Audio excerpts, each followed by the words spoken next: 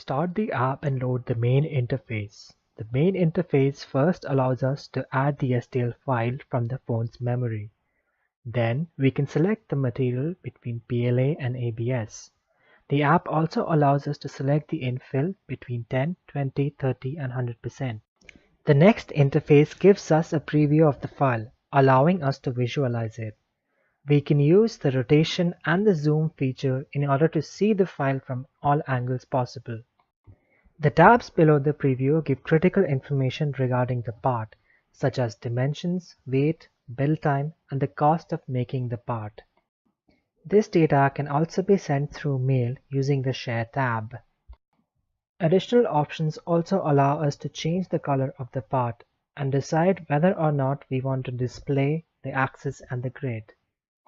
Once the visualization is complete and the data is recorded, the user can choose to go back to the main interface and select another part for further analysis, as well as compare the printability of different parts.